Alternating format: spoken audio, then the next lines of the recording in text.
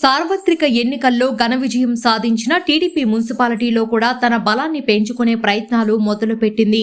ఈ క్రమంలోనే వైసీపీ పాగా వేసిన మున్సిపాలిటీలపై టీడీపీ కన్నేసింది. ఇప్పటికే పలు మున్సిపాలిటీలలో వైసీపీ కార్పొరేటర్లకు టీడీపీ కండువా కప్పడం జరిగింది.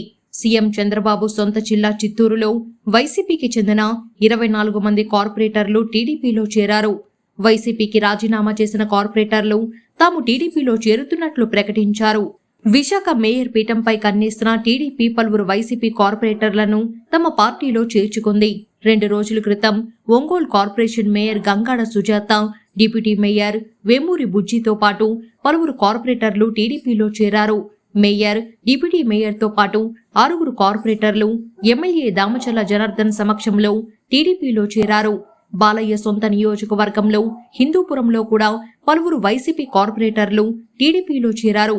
హిందూపురం మున్సిపల్ చైర్పర్సన్ ఇంద్రజాతో పాటు 9 మంది కౌన్సిలర్లు స్థానిక ఎమ్మెల్యే బాలకృష్ణ సమక్షంలో టీడీపీలో చేరారు. పల్నాడు జిల్లా మాచర్లలో సైతం వైసీపీకి గట్టి షాక్ తగిలింది.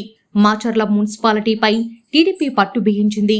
ఇప్పటికే 14 మంది కౌన్సిలర్లు టీడీపీలో చేరగా తాజాగా స్వాతంత్ర దినోత్సవం రోజు chairman Macherla Chinna Esebu, vice chairman Narasimharao, MLA Jolakanti బ్రహ్మారెడ్డితో భేటీ అయ్యారు. చర్చల తర్వాత వీరు టీడీపీలో చేరేందుకు గ్రీన్ సిగ్నల్ వచ్చింది.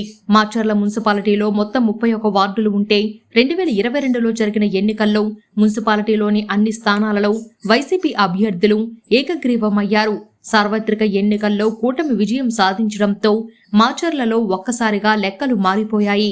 కౌన్సిలర్లు ఒక్కొక్కరుగా టీడీపీలో చేరుతున్నారు. ఇప్పటికే 14 మంది టీడీపీ కండువా కప్పుకున్నారు. చైర్మన్, వైస్ చైర్మన్లు చేరితే టీడీపీ బలం 16కు చేరుతుంది. మాచర్ల మాజీ ఎమ్మెల్యే పిన్నెల్లి రామకృష్ణారెడ్డికి ఎన్నికల నాటి నుంచి కష్టాలు మొదలయ్యాయి. పల్వాయి గేటులో ఈవీఎం పగలగొట్టిన కేసులో, అదే ఘటనలో టీడీపీ నేతపై హత్యాయత్నం చేసినందుకు మరో కేసు, అలాగే మరో ఘటనలో సీఐపై హత్యాయత్నం కేసు, ఇలా వరుసగా కేసులు నమోదయ్యాయి. ఆయన ఏపీ హైకోర్టును ఆశ్రయించగా కొద్ది రోజులు తాత్కాలికంగా మధ్యంతర ఉత్తర్వులు ఇచ్చింది. ఆ తర్వాత కోర్టు బెయిల్ ఇవ్వడానికి నిరాకరించడంతో ఆయన్ను పోలీసులు అరెస్టు చేయగా ప్రస్తుతం నెల్లూరు జైల్లో ఉన్నారు.